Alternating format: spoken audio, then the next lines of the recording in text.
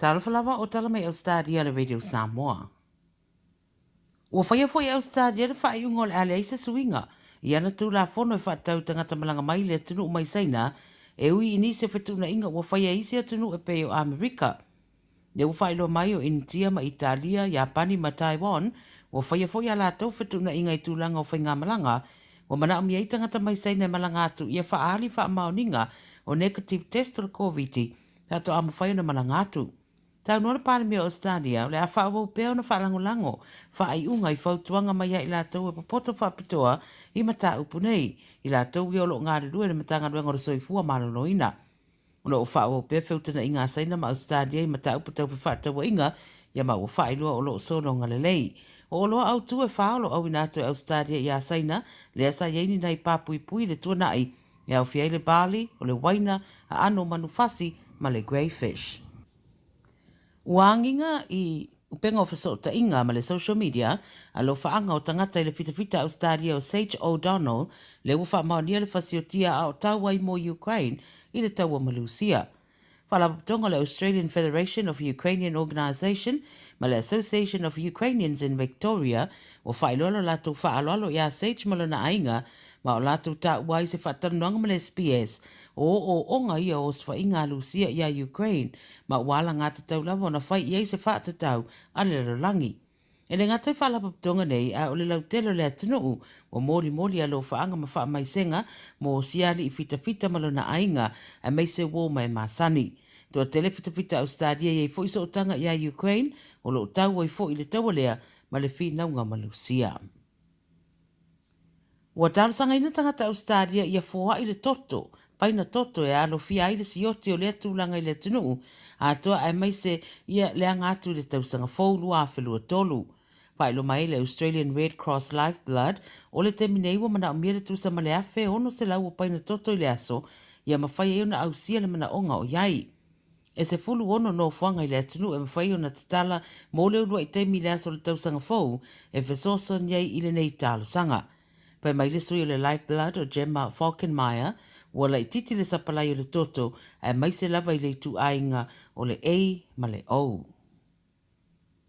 O lo o whaawau peo na whaalongoina li poti o whaalavelave i vai, ma le sami, wa fiaiso i fua o tangata. O le so ua maua i li poti e whaasa furu tausanga, o se ali ina maua ua malemo i se matawhanga, le Gold Coast i le poa na pō. Wala awa nei leo ma le fisosoani whaavavave le Surfers Paradise Boulevard i Quinsilani po le tau le fitu le fiafi. Ia ma o live cards na ve sea mai se ali i mai le sami, pe ta ina mariwa i lava i lea no fuanga. O lo whatino suenga a wale fuatasi se wha ai tu Australia le nei tu ainga whaalavelave o lo aria e mai. I ei fo i di poti o nisi o soi fua o mau e o lava fo i nei tamaiti ma le tupulanga talabou wa fia a o iai ta elenga ma ta whaonga i aso malolo. O le tu e wha pole nai o no le wha wau peo le vevela o te tonu o vaenga o Ausetalia e mātele ai o nā ngai tangata mo sina fesosoani ma sina wha mama venga mai le sami ma le vai. Ia a ua o ina mau mawai ma soifua i whaalavelave tutupu mai. Ua whaarire le fia o le toa tele o avata avale o lo ua maua le leile poloko o le ala tele i vaenga pisi lavo me le pone le Westgate Freeway o na ualata i le taitoluanga i atu le whaitu la o poloka pea le ala tele. Avata avale lo anga i mo tāwhaunga ma le asio a inga i asu fia ua poloka o mai le whaitu lea ma na amata mai lava i le asona nafi. Pe mai se whaale tonu le Google Maps, le olo mātele na whao ngā mo wheo inga, o māfuai, i atoai maisi a mga ala o lo tāpunia. O nisi whaase a wanga i au nanga whaeilo, i tūlanga o whemalanga inga lau tele sa tatau na alo fia i lea whainga, e maisi o le tele o fuafuanga tangata o lo fia malanga i a sia woma a inga, i le nei piriota o le tūsanga.